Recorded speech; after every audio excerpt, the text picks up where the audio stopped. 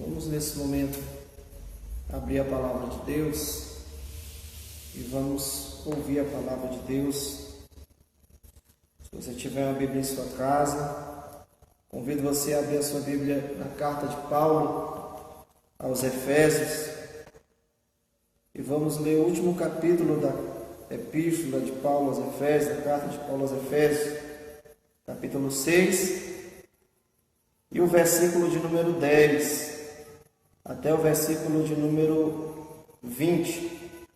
Carta de Paulo aos Efésios, capítulo 6, versículo 10 até o versículo de número 20, cuja epígrafe ou cabeçalho está escrito: a armadura de Deus.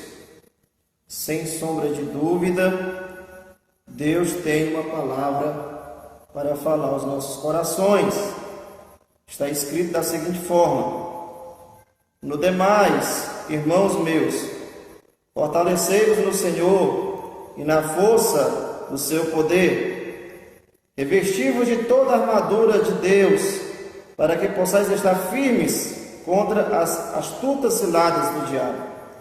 Porque não temos que lutar contra carne e sangue, mas sim contra os principados, contra as potestades, contra os príncipes das trevas deste século, contra as hostes espirituais da maldade nos lugares celestiais. Portanto, tomai toda a armadura de Deus, para que possais resistir no dia mau, e havendo feito tudo, ficai firmes. Estai, pois, firmes, tendo cingido os vossos lombos com a verdade e vestindo a couraça da justiça, calçado os pés na preparação do evangelho da paz, e tomando sobretudo o escudo da fé, com o qual podereis apagar todos os dardos inflamados do maligno. Tomai também o capacete da salvação e a espada do Espírito, que é a palavra de Deus, orando em todo tempo com toda oração e súplica no Espírito, e vigiando nisso com toda perseverança e súplica por todos os santos, e por mim, para que me seja dada no abrir da minha boca a palavra com confiança, para fazer notório o ministério do Evangelho, pelo qual sou embaixador em cadeias, para que possa falar dele livremente, como me convém falar. Quero convidar nesse momento você a fazer uma rápida oração comigo, antes de começarmos a meditar nesse texto. Amado Deus e eterno Pai, nós te pedimos essa noite que a tua palavra seja profecia em nossas vidas, que o Senhor possa nos edificar, nos exortar, nos consolar para a tua glória, em nome de Jesus. É o que nós te pedimos e te agradecemos. Amém e glória a Deus. Diante desse texto, a palavra a qual eu quero nessa noite compartilhar está subordinada ao tema: como vencer a batalha espiritual.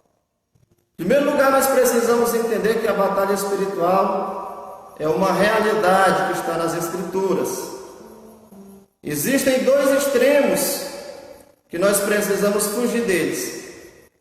O primeiro extremo é ignorar a realidade da batalha espiritual. Existem alguns teólogos liberais que não acreditam na existência de um ser espiritual malévolo, não acreditam na existência que existe um ser espiritual mau como Satanás. Os teólogos liberais acreditam que o diabo é apenas uma figura mitológica e ignoram a realidade da batalha espiritual. De outro lado, existem aqueles que vão aderir ao movimento de batalha espiritual e que, ao invés de se apegarem, se fortalecerem na força de Deus, eles de alguma forma supervalorizam o adversário e de alguma forma acabam falando mais do diabo do que de Deus. Então nós precisamos entender que a batalha espiritual é uma realidade, mas nós precisamos fugir desses dois extremos. Eu não posso subestimar o inimigo da minha alma. O inimigo das nossas almas não pode ser subestimado. Mas também nós não podemos temer o adversário. Nós precisamos conhecer a palavra de Deus e as estratégias que Deus nos oferece na sua palavra, para que nós possamos vencer a batalha espiritual. Quando nós olhamos e nos deparamos com o capítulo 6 da carta de Paulo aos Efésios, Paulo aqui está concluindo a carta aos Efésios. Ele está concluindo o seu sermão, o ensino à igreja de Éfeso. Dos primeiros versículos, do verso 1 a 9, Paulo fala do relacionamento dos filhos com os pais, dos pais com os filhos. Paulo fala do relacionamento entre os servos e os seus senhores, entre os senhores e os seus servos. No capítulo 5, Paulo fala do relacionamento entre maridos e mulheres, mulheres e maridos, vice-versa. E agora Paulo está concluindo a sua epístola. Paulo está terminando a mensagem. E agora Paulo, quando vai falar sobre batalha espiritual, ele usa a expressão no versículo de número 10, no demais. Está escrito o versículo de número 10, no demais, irmãos meus, fortalecei-vos no Senhor e na força do seu poder. E do versículo 10 até o versículo de número 20, Paulo vai falar agora sobre a questão da batalha espiritual e o cuidado que o cristão precisa ter para vencer essa batalha. A expressão que surge no versículo de número 10, no demais, na tradução da Revista Corrigida de Almeida, essa expressão, ela traz a ideia de algo que Paulo vai falar muito importante. Por exemplo, na TB, a tradução brasileira, Paulo, está escrito da seguinte forma: finalmente, irmãos. Traz a ideia que Paulo agora vai tratar de um assunto muito importante. Paulo agora vai falar sobre batalha espiritual. E a primeira verdade que nós precisamos entender para vencermos a batalha espiritual é que nós precisamos saber contra quem nós estamos lutando. Se nós analisarmos no verso de número 12, Paulo é bem claro, bem objetivo ao dizer que a nossa luta não é contra carne e nem contra sangue, mas ele diz que a nossa luta é contra principados, potestades, contra os príncipes das trevas deste século, contra as ordens espirituais da maldade nas regiões celestiais. Então nós precisamos, o primeiro passo para vencermos a batalha espiritual é saber e entender contra quem nós estamos lutando. Nós temos um adversário. Se você vai para a guerra e se você usa as munições no alvo errado, você vai ficar sem munições e você vai se tornar uma presa fácil para o seu verdadeiro adversário. Então o primeiro passo para vencermos a batalha espiritual é saber contra quem nós estamos lutando. Nós temos um adversário. A Bíblia usa a nomenclatura para descrever esse adversário como o diabo. Ele é o acusador. A Bíblia também usa a expressão, a nomenclatura, e chama ele de príncipe deste mundo. Em 2 Coríntios 4:4, a Bíblia, Paulo chama ele de Deus deste século, que cegou o entendimento dos incrédulos, para que não lhes resplandeça a luz do Evangelho. Em Zacarias capítulo 3, versículo 1, ele é o acusador que está à mão direita do sumo sacerdote Josué, para lhe acusar, para se opor a ele. Em Salmos 91, versículo 3, ele é o passarinheiro que arma ciladas, armadilhas, para de alguma forma pegar os seus adversários. Em João capítulo 10, versículo 10, ele é o ladrão que veio roubar, matar e destruir. Em João capítulo 8, versículo 44, a Bíblia diz que ele é homicida desde o princípio. Em João 8, 44, parte final do verso 44, ele é o pai da mentira.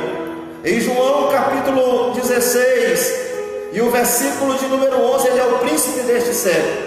Em Apocalipse capítulo 2, versículo 9, ele é a antiga serpente, o dragão.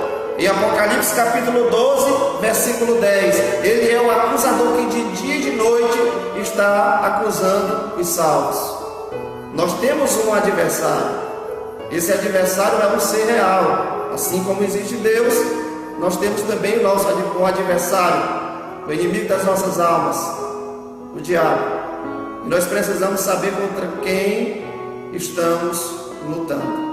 Paulo diz no versículo de número 10, a seguinte forma: no demais, irmãos meus, fortalecei-vos no Senhor e na força do seu poder. Revesti-vos de toda a armadura, verso 11, de Deus, para que possais estar firmes contra as astutas ciladas do diabo. A expressão que surge no versículo de número 11, astutas ciladas, na língua grega, no grego koiné, é chamada de metoneia, que fala de estratégias, fala de armadilhas. Isso nos traz a ideia que este ser espiritual, que é o nosso adversário, ele é um ser inteligente. Paulo fala para que possais resistir às astutas ciladas do diabo. A expressão astutas no grego é metoneia, fala de estratagemas, de estratégias, de armadilhas. Significa que este ser espiritual é um ser inteligente. Ele é tão inteligente que ele enganou a terça parte dos anjos. E nós não podemos subestimá-lo. Nós não podemos subestimá-lo. Da mesma forma que também não podemos ter medo do diabo. Também não podemos subestimá-lo. Existem muitas pessoas por aí que estão brincando. Existem muitas pessoas que estão, de alguma forma, subestimando o adversário. E essas mesmas pessoas estão caindo muitas das vezes em armadilhas, em ciladas que Satanás arma. E muitas das vezes essas mesmas pessoas que estão subestimando lá na frente estão sendo envergonhadas, porque subestimaram este ser. Paulo diz que este ser é um ser inteligente, para que possais resistir às astutas ciladas do diabo. Então nós precisamos saber contra quem estamos lutando, e não podemos subestimar este adversário. E Paulo vai dizer que a melhor forma de vencermos a luta contra este ser, a batalha espiritual, é buscando fortalecimento em Deus. No primeiro versículo, no versículo de número 10, está escrito: no demais, irmãos meus, fortalecei-vos no Senhor e na força do seu poder. Se você não estiver ligado em Cristo, se você não buscar fortaleza em Deus, você não conseguirá vencer a batalha espiritual. A melhor forma de vencermos a batalha espiritual é buscando fortalecimento em Deus. Assim como um soldado, quando está cansado, precisa recuar na batalha e buscar a fortaleza para se refugiar, para que depois ele novamente possa revigorar suas forças e retornar para a guerra. Nós precisamos, na batalha espiritual, fortalecermos, buscarmos o fortalecimento em Deus, fortalecermos no Senhor e na força do seu poder. A Bíblia diz no Salmo 46, versículo de número 1: Senhor é o nosso refúgio e fortaleza, socorro bem presente nas tribulações. É quando nós estamos feridos na batalha, é quando nós estamos prestes, pensando às vezes em levantar a bandeira e desistir da luta, é que nós devemos buscar refúgio em Deus, fortaleza em Deus, porque Ele é poderoso para revigorar as nossas forças. A Bíblia diz no livro do profeta Isaías, capítulo 40 e versículo de número 29, que Deus é aquele que dá força ao cansado e revigora as forças daquele que não tem nenhum vigor.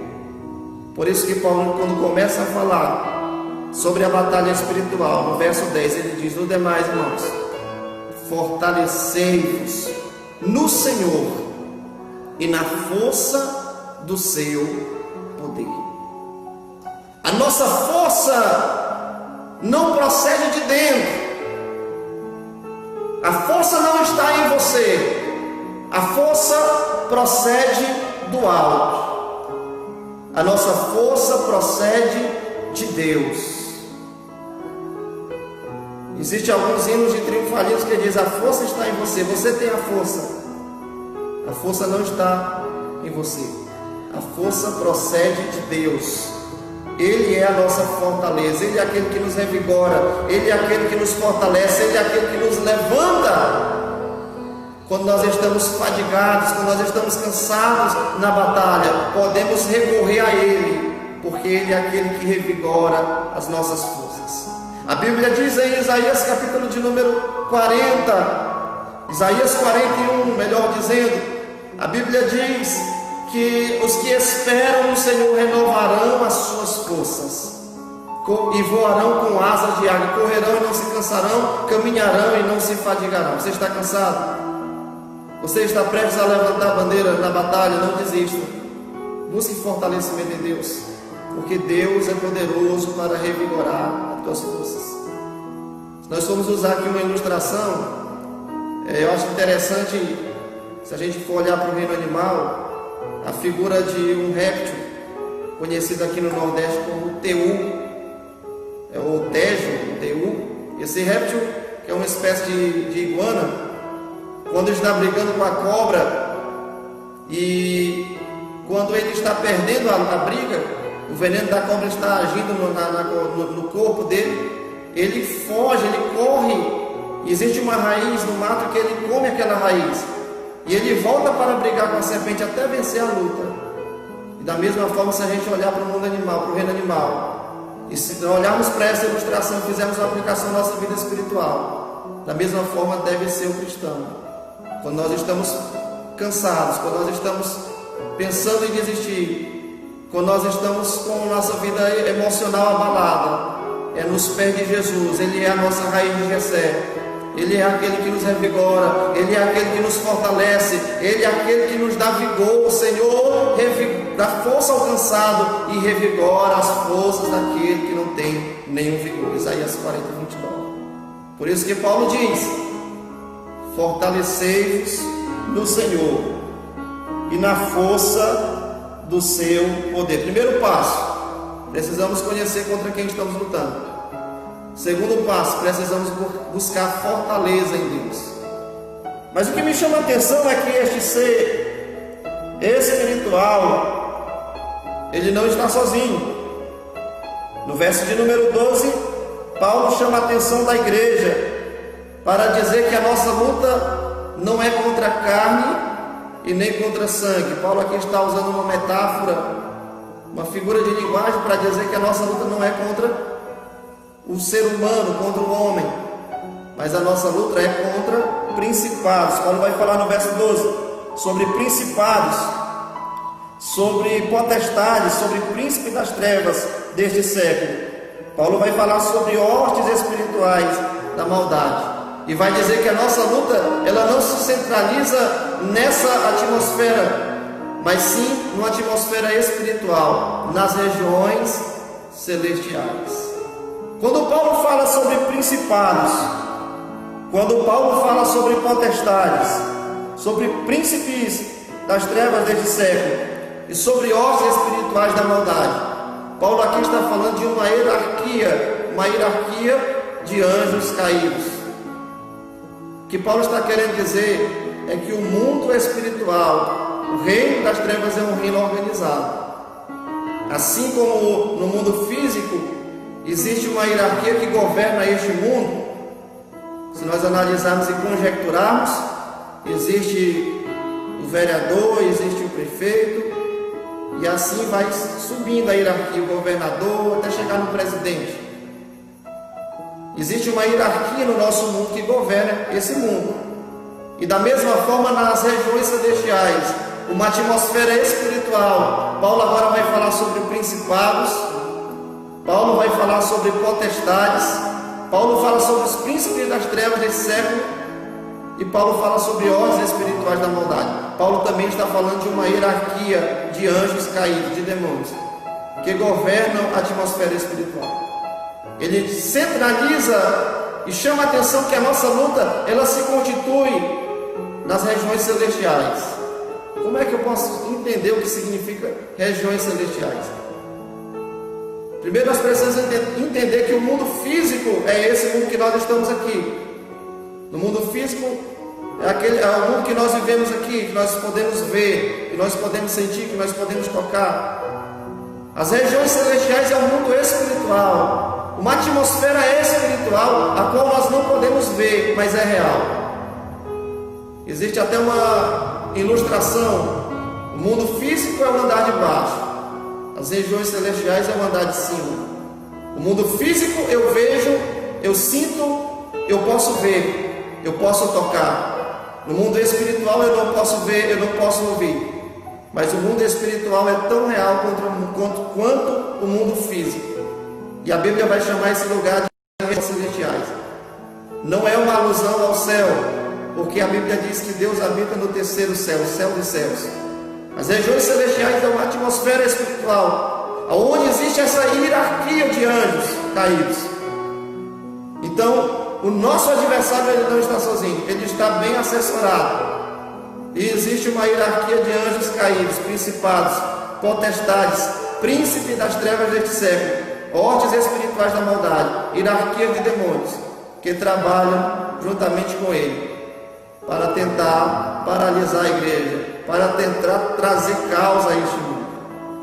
É por isso que Paulo chama a atenção da igreja, para dizer que a nossa luta, ela não é contra a carne e nem contra a sangue. E ele vai chamar a atenção da igreja para dizer que a nossa luta, a nossa guerra, a nossa batalha é uma batalha espiritual.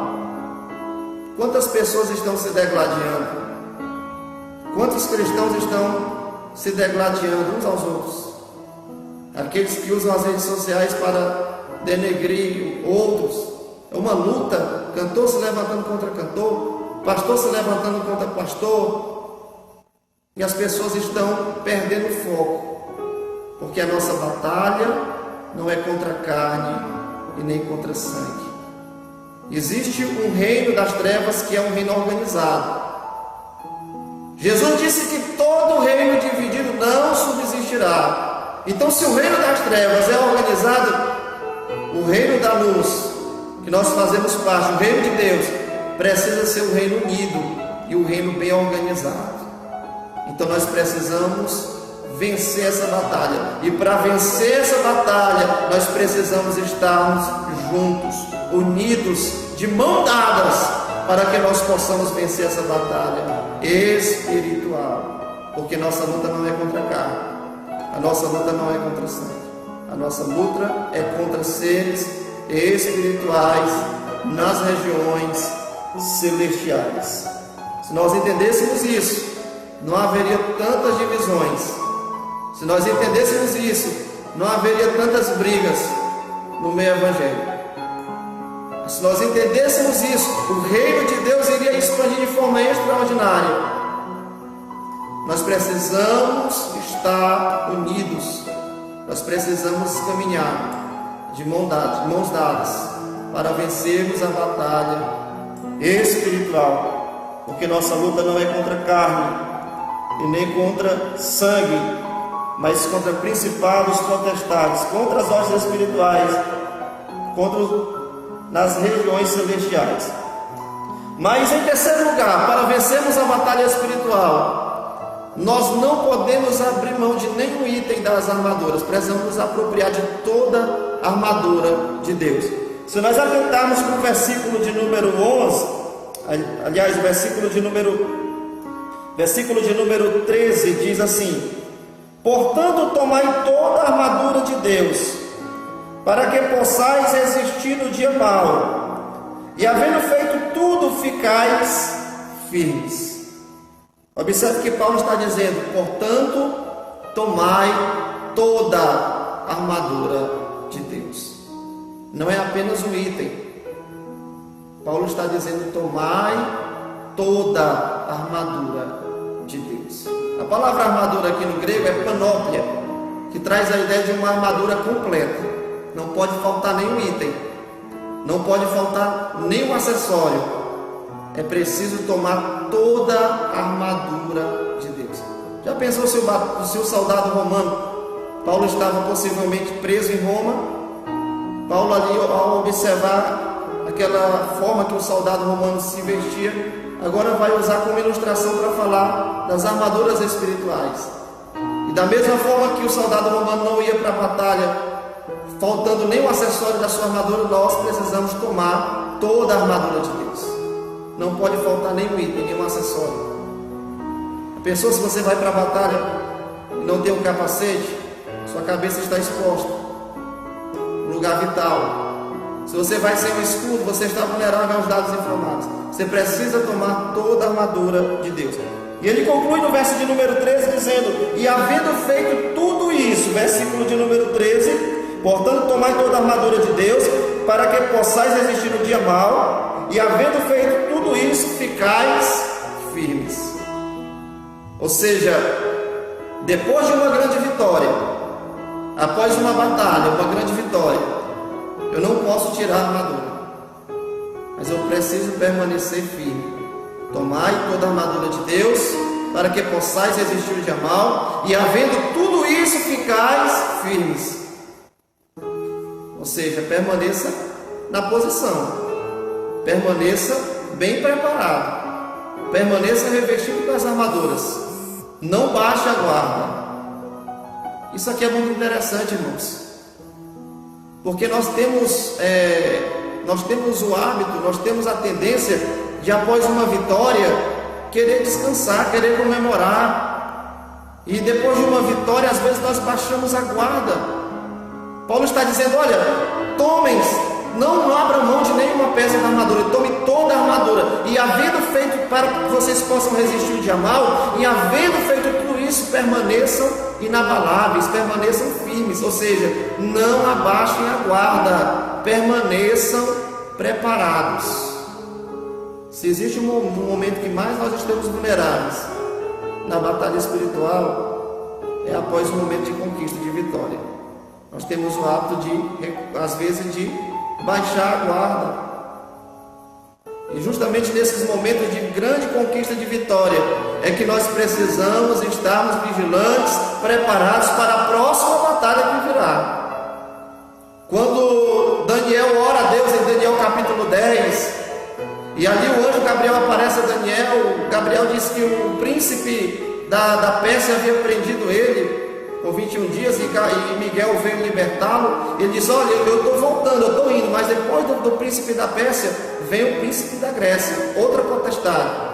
Em outras palavras, Gabriel estava dizendo para Daniel: Daniel, a luta continua, não baixe a guarda depois de uma grande vitória. Paulo diz: olha, vocês tomem todas as armaduras de Deus, para que vocês possam resistir o dia mau. Qual é o dia mau? O dia da adversidade, o dia da luta. E quando vocês vencerem o dia mau, havendo feito tudo isso, permaneçam firmes, não baixe a guarda, permaneça firme, permaneça vigiando, permaneça com todas as armaduras de Deus na sua vida, não abra mão das armaduras de Deus.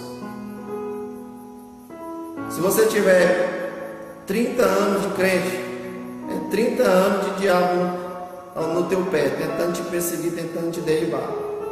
A nossa luta aqui é uma luta constante, e ela só terminará no arrebatamento da igreja. E quando Jesus não voltar, a igreja aqui na terra é a igreja militante. Mas quando Jesus voltar, então nós venceremos esta batalha, e a igreja militante se tornará a igreja triunfante. Mas até lá nós somos a igreja militante. Você foi alistado para a guerra, você foi alistado para esta batalha. Então não abra mão, tome toda a armadura de Deus, se aproprie de toda a armadura de Deus, para que você possa resistir o dia mau, e havendo feito tudo isso, permaneça firme, não baixe a tua guarda, não deixe de orar, não deixe de buscar Deus, não deixe de meditar na palavra, não deixe de vigiar, permaneça firme. Uma vez que Paulo traz essa introdução, Paulo agora vai falar sobre as peças que compõem esta armadura. Paulo vai falar sobre os acessórios que compõem essa armadura. São 6 itens que compõem a armadura de um soldado romano, e Paulo vai citar aqui estes 6 itens para ilustrar as armaduras espirituais. Primeiro ele fala: estáis, pois, firmes, tendo cingido os lombos com a verdade. Naquela época, na cultura judaica, o soldado romano usava uma espécie de túnica, e sobre a túnica, com certeza, a armadura, o colete, todos os itens, o capacete, a couraça da justiça, que é uma espécie de colete, e os demais itens da armadura. E como o soldado romano, naquela época do dia de Jesus, usava a túnica, no momento do combate, no momento da ação, ele precisava puxar a ponta da túnica e cingir com um cinto.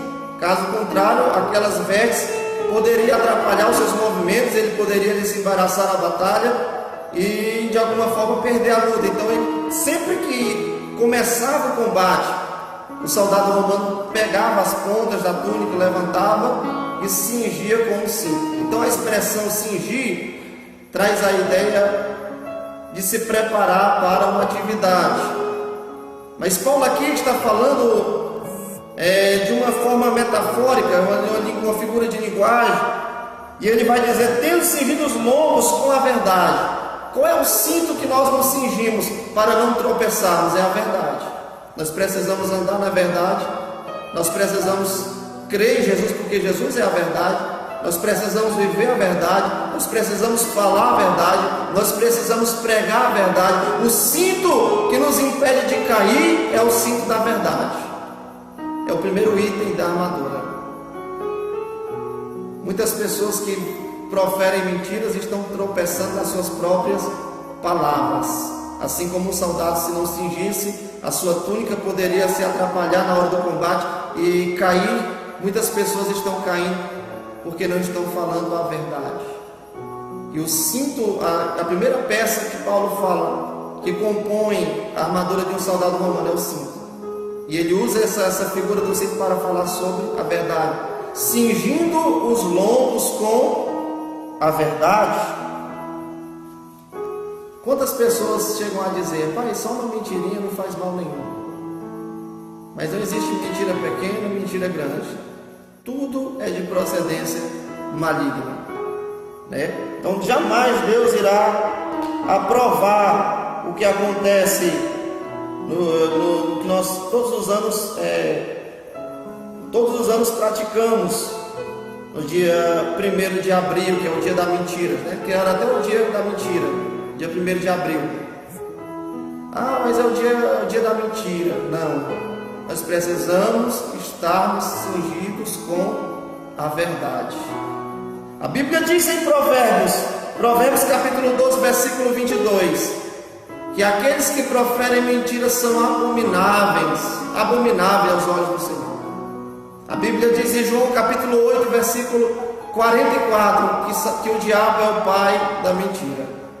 Então, se você quer ser vitorioso na batalha espiritual, se você quer estar revestido com a armadura de Deus, então você precisa se apropriar do cinto da verdade. Você precisa sempre estar disposto a falar a verdade. Em Efésios capítulo 4, versículo 25, Paulo diz para a igreja: portanto, deixai a mentira e falai a verdade. Então, doa o que doer, esteja disposto a estar cingido com o cinto da verdade.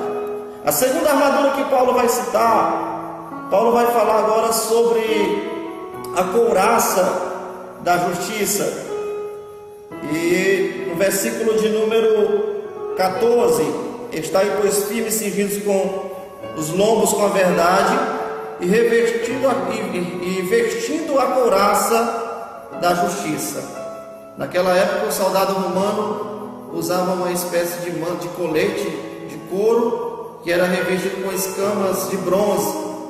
Aquele colete de couro revestido com escamas de bronze tinha a finalidade de proteger o peito do soldado, os órgãos vitais, para que ele não fosse transpassado com a espada na batalha. Então ele precisava se apropriar da couraça da justiça. a couraça, aliás. E Paulo usa essa figura da couraça que protegia os órgãos vitais do soldado romano para falar sobre a justiça. Vestir, ou seja, estejam revestidos com a couraça da justiça. É digno de destaque, entendemos que a justiça que Paulo fala aqui não é a justiça dos homens, não é a nossa própria justiça, mas é a justiça de Deus que está sobre nós. Nós fomos justificados por Ele. A Bíblia diz em Isaías 64, verso 6, que as nossas justiças e obras diante dele eram como trapo de imundícia, não tinham valor nenhum. Mas a Bíblia diz em 2 Coríntios capítulo 5, versículo 21, que aquele que não conheceu o pecado, fez-se pecado por nós, para que fôssemos feitos justiça de Deus. Em outras palavras, aquele que não conheceu o pecado, assumiu o nosso lugar, tomou a cruz em nosso lugar, pagou um preço em nosso lugar, para que pela sua justiça hoje nós fôssemos revestidos, fôssemos justificados pela sua justiça. Então nós precisamos estar revestidos com a couraça da justiça. Terceira peça, Paulo vai falar sobre as sandálias. Versículo de número 15, ele fala: e calçando os pés na preparação do evangelho da paz. Naquela época, os soldados usavam sandálias, né? De costume que todas as pessoas, com exceção dos escravos, que não usavam sandálias, as demais pessoas usavam sandálias. Mas as sandálias do soldado romano eram diferentes.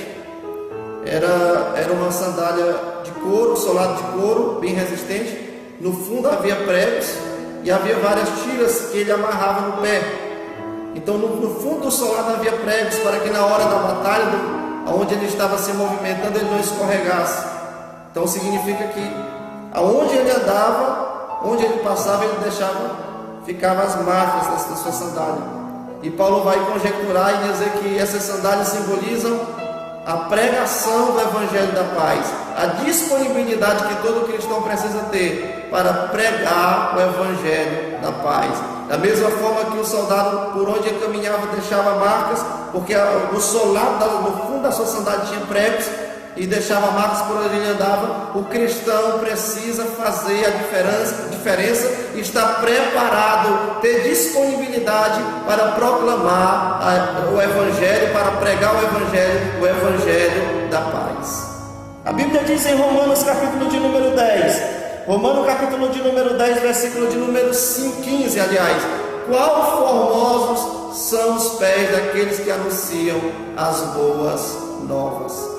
Todo cristão precisa ter disponibilidade, disposição para deixar marcas, para deixar rastro de unção, para fazer a diferença aonde ele andar, aonde ele colocar os pés, aonde ele pisar, ele falar de Jesus Cristo e ali de alguma forma fazer a diferença por onde andar. Quarta armadura que Paulo vai falar, quarto item, ele vai falar sobre o escudo da fé. O versículo de número 16 diz assim: tomando sobre tudo o escudo da fé. Em algumas traduções, embraçando o escudo da fé. O soldado romano usava um escudo. O escudo que o soldado romano usava não era um escudo pequeno, que protegia apenas o braço, mas o escudo que o soldado usava quando ia para a batalha era um escudo bem grande, que protegia todo o seu corpo, para que na batalha ele não fosse transpassado por alguma flecha, algum dardo com veneno, dado inflamável. Então ele embraçava um escudo que dava para proteger todo o seu corpo. E Paulo agora, usando esse item, vai conjecturar e vai dizer que nós precisamos tomar o escudo da fé. Quando nós estamos revestidos e nós nos apropriamos do escudo da fé, não existe dado inflamável, não existe seta, não existe palavra negativa, não existe nada que possa nos atingir, porque a fé nos reveste, a fé nos guarda de tudo. A Bíblia diz em 1 João capítulo 5, versículo 4: e esta é a vitória que vence o mundo, a nossa fé. Quem não tem fé, quando ouve uma palavra negativa, quem não tem fé quando ouve uma palavra contrária, já na mesma hora já fica desfalecido, já fica triste, fica cabisbaixo. Mas quem está revestido, quem abraçou o escudo da fé, ele não é atingido com palavras, ele sempre está bem protegido, porque a fé nos reveste e nos guarda das setas de palavras negativas. E por isso que 1 João 5,4 diz: esta é a vitória que vence o mundo, é a nossa fé. A Bíblia diz em Hebreus capítulo 11, versículo 6, que sem fé é impossível agradar a Deus. Então você precisa se apropriar da fé. Você precisa estar embraçando o escudo da fé nessa batalha, para que você possa então estar protegido contra os dardos inflamáveis do maligno. A quinta peça que Paulo cita aqui é o capacete da salvação. No versículo de número 17, na parte A do versículo 17, está escrito: tomai também o capacete da salvação. O capacete que o soldado romano usava era um capacete de bronze, por dentro era acolchoado, que serviria para proteger a parte mais vital, a sua cabeça. Nós sabemos que se você quiser derrotar o adversário é só atingir a cabeça. Então ele precisava colocar o capacete de bronze para estar assegurando a sua vida. E Paulo diz também: tomai o capacete da salvação. Se você quiser sobreviver espiritualmente, se você quiser vencer a batalha espiritual, você precisa se apropriar do capacete da salvação. E o que é o capacete da salvação? A nossa convicção de fé. Todo cristão precisa ter convicção da sua salvação. Porque tem pessoas que entregaram a vida a Jesus, mas são pessoas que não têm segurança. São pessoas que até chegam a duvidar: será que realmente eu sou salvo? Será que realmente meus pecados foram perdoados? Nós precisamos ter convicção da nossa salvação.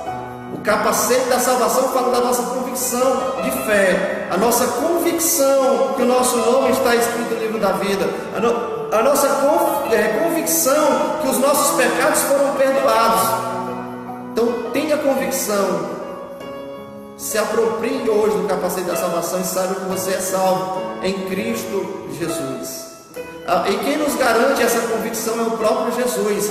Em João capítulo de número 10, versículo de número 28, melhor dizendo, ele chegou a dizer: dou-lhes a vida eterna e ninguém as arrebatará das minhas mãos. O próprio Jesus, que nos deu a salvação através do seu sacrifício, ele nos assegura a salvação. Ninguém as arrebatará das minhas mãos. Então você precisa ter convicção da tua salvação, convicção que você é salvo em Cristo Jesus. A sexta peça, Paulo agora vai falar sobre a espada do Espírito, que é a palavra de Deus. No verso de número 17, ele também vai falar sobre a espada do Espírito, que é a palavra de Deus. A espada tanto é uma arma de ataque, como também é uma arma de defesa. Essa é uma arma indispensável, a arma de ataque, a arma de defesa. Com a espada você ataca, com a espada você se defende. A palavra de Deus é a arma de ataque e a arma de defesa. Com a palavra de Deus você defende a tua fé, e com a palavra de Deus você ataca o reino das trevas. Com a pregação do Evangelho você consegue libertar vidas que estão aprisionadas. A nossa arma de ataque e defesa é a palavra de Deus. Nós precisamos nos apropriar da palavra de Deus se quisermos vencer a batalha espiritual. Não podemos abrir mão da palavra de Deus. A Bíblia diz em Hebreus capítulo de número 4, versículo de número 12, que a palavra de Deus é viva e eficaz, e é mais penetrante do que uma espada de dois gumes, capaz de fazer divisão da alma e do espírito, de juntas e medulas, é apta para discernir o pensamento e a intenção do coração do homem. Paulo, quando escreveu a Timóteo, no capítulo 2 Timóteo, capítulo de número 2, versículo 15, ele diz: rogo-te que apresente a Deus como obreiro aprovado, que não tem do que se envergonhar, que maneja bem a espada da verdade. Então nós precisamos manejar bem essa palavra e não abrir mão da palavra de Deus, porque é a arma de ataque e a arma de defesa. Com ela nós atacamos o reino das trevas, com ela nós defendemos a nossa fé. Para concluirmos esse tema, como vencer a batalha espiritual, após Paulo falar sobre as armaduras de Deus, Paulo vai agora falar sobre a importância da oração. Se nós quisermos vencermos a batalha de Deus, nós não podemos abrir mão da oração. No capítulo de número 6, versículo de número 19, melhor dizendo, versículo de número 18, ele vai dizer: orando em todo tempo, com toda oração e súplica no Espírito. A oração também é uma ferramenta indispensável na batalha espiritual. Há quem diga que a oração é o oxigênio da alma. Sem oração nós não podemos vencer essa batalha. Se você não orar, você não vai ter força para lutar. A oração é o oxigênio da alma. Assim como eu preciso do oxigênio para sobreviver, preciso respirar oxigênio, eu preciso me relacionar com Deus através da oração. Porque por meio da oração é que nós vencemos as maiores batalhas espirituais que vão surgindo na nossa caminhada. E ele vai dizer, orando em todo o tempo. Mas como é que eu vou orar em todo o tempo? Orando todo o tempo no Espírito. Significa que você pode estar no trabalho, significa que você pode estar no colégio, na faculdade, aonde você estiver. No Espírito, através do teu pensamento, você pode estar conectado com Deus. Você pode estar sempre falando com Deus. E através da oração, Deus vai te dar discernimento. Através da oração, Deus vai te dar direcionamento. E você vai vencer a batalha espiritual. Não podemos abrir mão da oração. A Bíblia diz em 1 Tessalonicenses capítulo 5, versículo 17: orai sem cessar. A Bíblia diz em Tiago capítulo 5, versículo 16, que a oração de um justo pode muito em seus efeitos. Não é a oração de muitos, é apenas a oração de um. Um crente de joelhos enxerga mais do que um filósofo na ponta dos pés, como diz o pastor Hernando Dias Lopes. A oração de um justo pode muito em seus efeitos. Nós precisamos da palavra, porque a palavra é a arma de ataque e a arma de defesa. Mas nós precisamos da oração, não podemos abrir mão, porque é de joelhos que nós vencemos esta batalha. Para concluirmos, Paulo também vai falar sobre a questão da vigilância, verso de número 18. Ele vai dizer da seguinte forma: orando em todo o tempo, com toda oração e súplica no Espírito, e vigiando. Não adianta nada orar se não houver a questão da vigilância.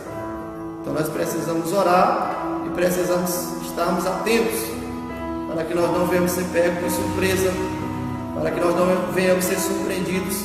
Nós precisamos estar sempre orando e vigiando. Jesus, quando chamou os seus discípulos para orar no Getsêmani e se afastou, quando Jesus retorna e encontra os discípulos ali dormindo, ele vai chamar a atenção dos discípulos e vai dizer: olha, por um momento não pudeste vigiar comigo. De verdade eu digo, que vocês devem vigiar e orar, porque o espírito está pronto, mas a carne é fraca. Então nós precisamos sermos sóbrios, estarmos atentos ao que está acontecendo em nossa volta, precisamos estarmos atentos no que o adversário tem armado, as ciladas que ele tem armado, para que nós não venhamos ser pegos de surpresa. É orar, mas também vigiar. Tem gente que ora muito, mas vigia pouco, joga fora todo o seu sacrifício. É as duas coisas, vigilância e oração, para que nós possamos ser bem-sucedidos na batalha espiritual. Deus em Cristo abençoe a tua vida e que nós possamos colocar em prática esse direcionamento através da palavra de Deus, para vencermos sempre a batalha espiritual. Dia a dia nós travamos lutas e nós precisamos sempre nos apropriar dessas estratégias que Deus nos fornece, nos oferece através da sua palavra, para que nós possamos sempre ter uma vida vitoriosa. Então nesse momento eu quero convidar você a orar. Você que está passando por algum problema, você que está passando por alguma luta, alguma provação, você que está travando uma batalha espiritual, algo que tem acontecido na tua vida, e você sente que isso não é algo meramente consequência do acaso, mas sente que existe algo espiritual por trás de tudo isso que você tem passado, que você está vivenciando. Eu quero nessa noite orar por você. E nós vamos buscar em Deus, vamos buscar fortalecimento em Deus, vamos buscar revestimento em Deus. E com certeza Deus vai agir em nosso lugar. Vamos clamar a Deus, e por meio da oração o Senhor há de responder e agir. Em nome de Jesus, vamos levantar nesse momento uma oração. Amado Deus e eterno Pai, sabemos, ó Senhor, que quando estivermos aqui, temos muitos desafios, ó Pai. Temos uma batalha, Senhor. Temos um adversário que está bem assessorado, um ser que nós não podemos subestimá-los. Mas sabemos, ó Pai, que o Senhor, meu Deus, é o Deus Todo-Poderoso. Sabemos, meu Deus, que em Cristo Jesus somos mais do que vencedores. Meu Deus, e nessa hora, Pai, buscamos, meu Deus, fortalecimento em Ti, ó Pai. Buscamos, meu Deus, o revestimento de poder, para que nós possamos, meu Deus, vencer o dia mau, para que nós possamos vencer, meu Deus, as astutas ciladas do adversário, Pai. Meu Deus, aonde houver um servo do Senhor, uma serva do Senhor que está passando, meu Deus, por uma batalha espiritual, não sabe o que fazer. Meu Deus, que nessa noite, meu Deus, esta palavra sirva como direcionamento. Meu Deus, que o Senhor possa ajudar, meu Deus, esta vida, Pai. Meu Deus, a se apropriar, meu Deus, das armaduras, Senhor. O Senhor possa revestir, meu Deus, esta vida, Pai. Meu Deus, a vida desta irmã, deste irmão, para que possa, meu Deus, vencer, meu Deus, a batalha espiritual. Em nome de Jesus, ó Pai, que nós possamos sempre ser direcionados pela Tua palavra, que nós possamos estar revestidos com as armaduras espirituais, a qual o Senhor, meu Deus, nos disponibilizou, e que o Senhor, meu Deus, por meio da oração, por meio, meu Deus, de uma vida sóbria, da vigilância, meu Deus, nós possamos, meu Deus, sempre, meu Deus, sermos mais do que vencedores, ó Pai. Em nome de Jesus, abençoa, meu Deus, cada um dos Teus servos, meu Deus, que participaram dessa live, aqueles que estão, meu Deus, necessitando, Pai, de uma intervenção, meu Deus, na sua casa, no seu lar. Visita, Pai, nesta noite, em nome de Jesus, vai repreendendo toda a influência do mal. Meu Deus, entra, meu Deus, na batalha para dar vitória aos Teus servos, ó Pai. Em nome de Jesus é o que nós te pedimos essa noite. E em nome de Jesus nós te agradecemos. Amém. E glória a Deus. Tome posse dessa palavra e coloque em prática as estratégias que Deus está te dando essa noite. E você sempre será um vencedor na batalha espiritual. Amém?